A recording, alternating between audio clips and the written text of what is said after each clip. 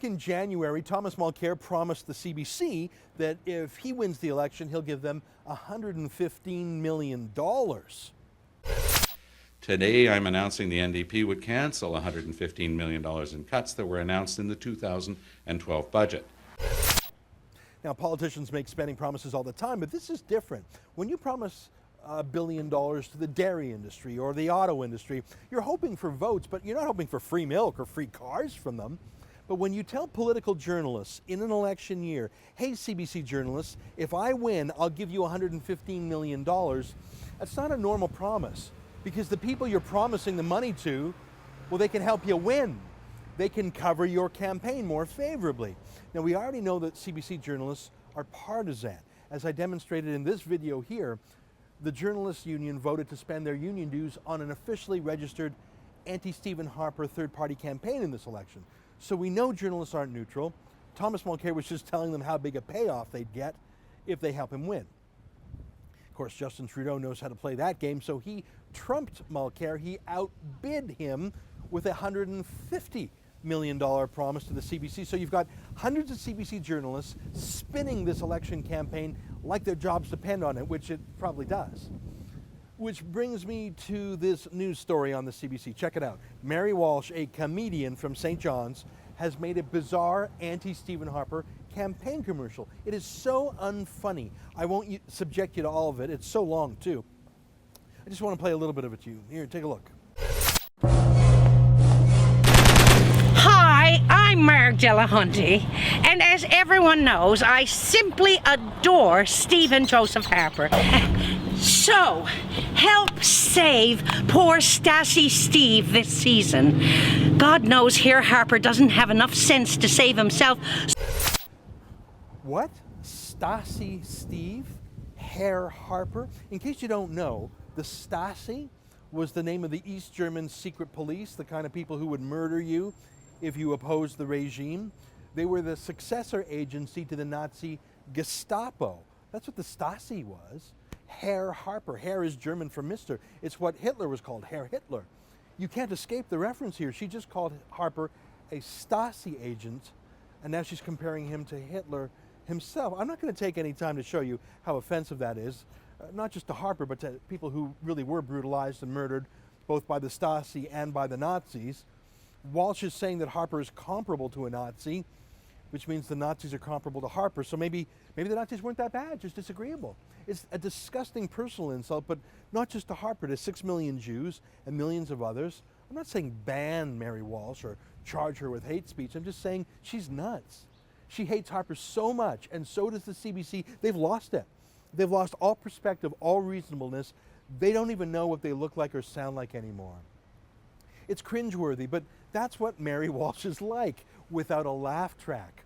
I don't know if you recall, but a couple years ago when Rob Ford, the mayor of Toronto, was in trouble a lot, the CBC flew in Mary Walsh from Newfoundland, sent her to Toronto to go to Rob Ford's house early in the morning when Ford was about to take his kids to school.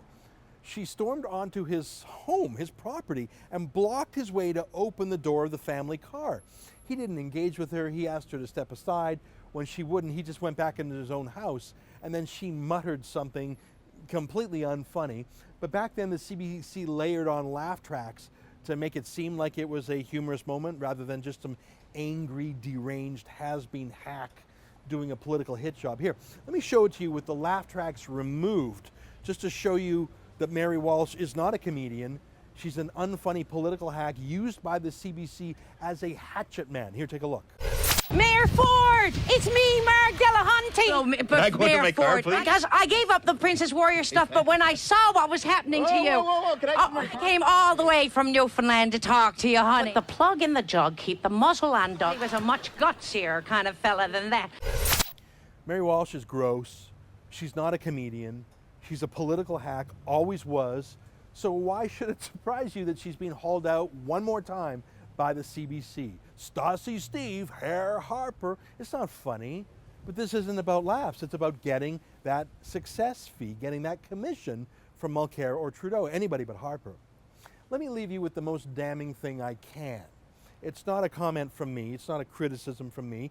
Let me show you the worst thing I can show you about Mary Walsh, her own supposed comedy. The same outfit, the same shouted half insults recycled, the same lack of self-awareness. She is her own worst enemy. A few years ago, remember when the Canadian Auto Workers Union merged with another big union and it became called Unifor? And so they wanted a left-wing comedian to speak at their convention, and so someone made the mistake of hiring Walsh. She was given the microphone for 15 minutes that I swear, it felt like an hour. I want to leave you with a minute of it. It's a convention of auto workers, okay? A lot of them live in Windsor, a city that they love, a city that they helped build. And this unfunny screamer from the CBC who's paid handsomely and flown in, well, just listen to her. Just listen for a minute. Listen to what she says about Windsor. And watch the face of Ken Luenza, the old Auto Workers Union boss, who paid good money to bring her in. It's priceless. Here, just take a look. You love Windsor.